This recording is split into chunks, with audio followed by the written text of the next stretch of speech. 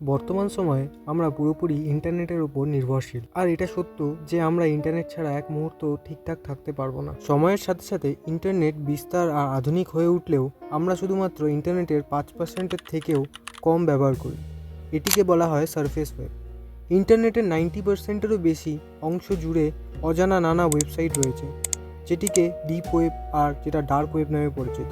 আর এই deep web আর dark ওয়েবের তথ্য গুগলের মতো সার্চ ইঞ্জিনে সহজেই সার্চ করে খুঁজে পাওয়া যায় না। যেখানে ডিপ ওয়েবে বড় বড় ব্যাংক, বড় বড় অফিস, এছাড়াও সরকারের বিভিন্ন তথ্য সংরক্ষিত থাকে। কিন্তু ডার্ক ওয়েবের ব্যাপারটা পুরোটাই আলাদা। ডার্ক ওয়েব হলো সত্যিকারের এক কালো জগৎ, এক কালো দুনিয়া এই ইন্টারনেটের জগতে, যেখানে এমন জিনিসপত্র হয় যেটা আপনি হয়তো কোনোদিনও ভেবেও দেখেননি। তাহলে শুরু করছি আজকের চতুর্থ ভিডিও, কিছু অজানা তথ্য ডার্ক ওয়েবের বিষয়ে। অনলাইন শপিং থেকে শুরু করে social media, online banking, news, e learning, আরও অনেক কিছুর মতো জরুরি কাজ যেগুলো করার জন্য আমরা ব্যবহার করি সারফেস ওয়েব। এই সারফেস ওয়েবের বিভিন্ন অংশ আবার ডিপ ওয়েবের মধ্যে থাকে। চলুন এটাকে সহজ করে বোঝাই। ধরুন আমরা সবাই অনলাইন ট্রানজ্যাকশন করে থাকি, যেখানে ব্যাংকের ওয়েবসাইটে গেলে আমরা শুধু ব্যাংকের ব্যাপারেই জানতে পারবো যে তারা কী কী সুবিধা দিচ্ছে, কিন্তু আপনি এটা জানতে পারবেন না যে ওই ব্যাংকে কতজন গ্রাহক আছে এবং তাদের নাম এবং তারা কত টাকা লেনদেন করছে।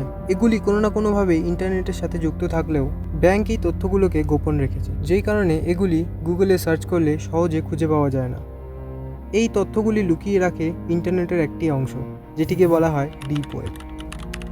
এই ইন্টারনেটের গোটা অংশকে আইসবার্গের মতো ধরা হয়েছে, যেটির টিপ অফ দ্য আইসবার্গ মানে ওপরের অংশটি সারফেস ওয়েব নামে পরিচিত, যেটি ইন্টারনেটের খুবই কমই একটি অংশ। এবার আসি মেন অংশে, যেটা ডার্ক ওয়েব নামে পরিচিত।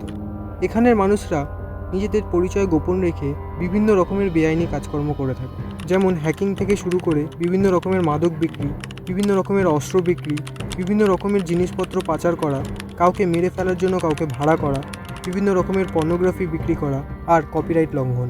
এছাড়াও আরও অনেক রকমের ভয়াবহ আর নোংরা কাজকর্ম হয় এখানে। অনেকেই হয়তো ডার্ক ওয়েবের ব্যাপারে জানবেন, এটা বেশিরভাগ বিখ্যাত হ্যাকারদের জন্য, যে এখানে অনেক রকমের হ্যাকার বসে থাকে। তবে ডার্ক ওয়েবের সব কাজই ইলিগাল নয়। কিছু জিনিস যা আছে যা আইনের চোখে খারাপ, কিন্তু মানুষের ভালোর জন্য অনেক কাজ করা হয়, যেটা কিনা মানুষ প্রকাশ্য সমাজে করতে পারবে না। এবার আপনার মনে অনেক প্রশ্ন আসতেই পারে যে ডার্ক ওয়েব জিনিসটা এমন কি? এটা একটা পাইরেসির স্বর্গ, যেখানে প্রিমিয়াম সফটওয়্যার থেকে শুরু করে সদ্য রিলিজ হওয়া সিনেমা, বেস্ট সেলার বুক থেকে শুরু করে সব কিছুর পাইরেটেড কপি পাওয়া যায়। যেহেতু নিজের আইডেন্টিটি লুকিয়ে এসব কাজকর্ম করা হয় এবং কপিরাইট লঙ্ঘন করে জিনিসপত্র বেচা কেনা হয়, তার জন্য তাদেরকে কেউ ধরতেও পারে না। তবে এটা ডার্ক ওয়েবের এমন কিছুই অংশ না। এর থেকেও ভয়ঙ্কর জিনিস হলো ডার্ক ওয়েবের ব্ল্যাক মার্কেট, যেখানে কম দামে বিভিন্ন মাদক জিনিস থেকে শুরু করে বিভিন্ন লোকের ক্রেডিট কার্ড সবই পাওয়া যায় এখানে বিভিন্ন দেশের ফেক নোট থেকে শুরু করে fake passport, fake driving licence আর আরও অনেক কিছু পাওয়া যায়। ডার্ক ওয়েবের কথা বলছি, কিন্তু সিল্ক রোডের কথা বলবো না, এটা কেমনভাবে হতে পারে? আমাদের বিশ্বে যেমন ফ্লিপকার্ট, অ্যামাজনের মতো বড় বড় অনলাইন মার্কেট প্লেস রয়েছে, যেখানে আমরা আমাদের জীবনে নিত্য প্রয়োজনীয় জিনিসপত্র কিনতে পারি, সেরকম সিল্ক রোড ডার্ক ওয়েবের একটি ডার্ক মার্কেট, যা চোরা কারবারিদের সুপার শপ নামে পরিচিত ছিল। সব ধরনের ড্রাগস, অস্ত্র, নকল চেক, নকল গয়না, বিভিন্ন লোকের ক্রেডিট কার্ড, এগুলি সহ বিভিন্ন রকমের ক্ষতিকর জিনিসও পাওয়া যেত এখানে। আমেরিকার অনেক প্রচেষ্টার পর এই ওয়েবসাইটটিকে শেষ পর্যন্ত বন্ধ করা গেছে এবং এটি যে তৈরি করেছিল তাকেও অ্যারেস্ট করা হয়েছে। ডার্ক ওয়েবের আরেক ভয়ঙ্কর জিনিস হলো এখানে প্রফেশনাল খুনিকেও ভাড়া করা যায়, যারা ক্রিপ্টোকারেন্সির বিনিময়ে যে কাউকে খুন করতে পারে। এটা ছাড়াও মানুষের ফ্যান্টাসি যে কোন পরিমাণ যেতে পারে, যেখানে অপ্রীতিকর জিনিসপত্র দেখে মানুষ তাদের প্লেজার পায়, সেটা ভিডিওতে বলতেও কেমন লাগছে। সেরকম জিনিসপত্রও এখানে হয় না। আপনি যে প্লেজারের কথা ভাবছেন এটি সেটা নয়, এটা তার থেকেও অনেক ভয়ঙ্কর। ডার্ক ওয়েবে ঢোকা বা এটাকে সার্ভ করা এতটা সহজ কাজ নয়। এখানে ঢুকতে গেলে স্পেশাল সফটওয়্যার, স্পেশাল কনফিগারেশন আর অথরাইজেশনের দরকার হয়। অনেক প্রাইভেট কম্পিউটারের নেটওয়ার্ক ব্যবহার করে ডার্ক ওয়েবে ঢোকা যায়, কিন্তু আমি কোনোদিনও সাজেস্ট করব না যে তোমরা ডার্ক ওয়েবে যাও আর এটাকে সার্ভ করো। এখানে যে প্রাইভেট নেটওয়ার্ক ব্যবহার করে ডার্ক ওয়েবে ঢোকা যায় সেগুলি হলো friend to friend network, peer to peer network, I2P network এবং TOR নেটওয়ার্ক। এই ডার্ক ওয়েবে বিভিন্ন জিনিস এক্সপ্লোর করার জন্য আর এখানে ঢোকার জন্য এক খুবই জনপ্রিয় ব্রাউজার ইউজ করা হয়, যেটির নাম টর ব্রাউজার বা অনিয়ন রাউটার। এর স্পেশালিটি হলো ডার্ক ওয়েবে লুকিয়ে থাকা ওয়েবসাইটে সহজে অ্যাক্সেস করা যায়। তবে ডার্ক ওয়েবে যে কোনো ওয়েবসাইট খুঁজে পাওয়াও খুব কঠিন ব্যাপার। প্রথম কারণ এটা যে এখানে সার্চ ইঞ্জিন কোনো কাজেই আসে না। আর দ্বিতীয় কারণ হলো ডার্ক ওয়েবের অ্যাড্রেসগুলো খুবই উদ্ভট ধরনের হয়। সাধারণভাবে আমরা কোনো কিছু সার্চ করলে যেটা খুবই সহজেই খুঁজে পাওয়া যায়, কারণ এগুলি সারফেস ওয়েবের জন্য খুব সহজভাবেই তৈরি করা হয়েছে। যেমন youtube.com, google.com, facebook.com। কিন্তু ডার্ক ওয়েবে এর ঠিক উল্টোটা হয়। এখানে ডোমেন অ্যাড্রেস এমনভাবে তৈরি করা হয় যেটা সহজে কেউ মনে রাখতে পারবে না। যেমন আমি স্ক্রিনে দিয়ে দিলাম। এখানে .onion এক্সটেনশন বেশি ব্যবহার করা হয়, আর এটিই সবথেকে বেশি ব্যবহৃত ডার্ক ওয়েবের জন্য।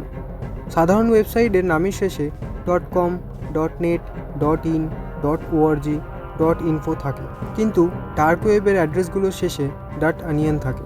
আর এই এক্সটেনশনটা হলো হাইলি এনক্রিপ্টেড ডোমেন, মানে এগুলো বিভিন্ন লেয়ারের মধ্যে সিকিওর থাকে। পেয়ার যেমন একের পর এক পরত দিয়ে তৈরি, টর ব্রাউজারকেও সেরকমভাবেই তৈরি করা হয়েছে। এটি একের পর এক লেয়ার এনক্রিপ্টেড করে তৈরি করা হয়েছে। ডার্ক ওয়েবের মূল জিনিসই হলো প্রাইভেসি, যে কারণে এখানে বেশি ইল্লিগাল কাজকর্ম হয়। এখানে কোনো ইল্লিগাল কাজকর্মকে খুঁজে বের করা বা তার পেছনে কে আছে তাকে খোঁজা প্রায় অসম্ভবই ব্যাপার। এই ডার্ক ওয়েবের ব্ল্যাক মার্কেটে সেলার আর বায়ার কাউকেই ট্র্যাক করা সম্ভব নয়, কারণ এখানে সকল ট্রানজ্যাকশন ক্রিপ্টোর মাধ্যমে করা হয়, যেটি একটি ডিজিটাল মানি, যেটা শুধু ডিজিটালি আমরা ব্যবহার করতে পারি। ইন্টারনেট জানে এমন ব্যক্তির কাছেও ডার্ক ওয়েব সার্ফিং একটি বিপদের থেকেও বেশি কিছু না। কারণ একটাই, এখানে কোনায় কোনায় অত্যন্ত দক্ষ হ্যাকাররা ফাঁদ পেতে বসে আছে।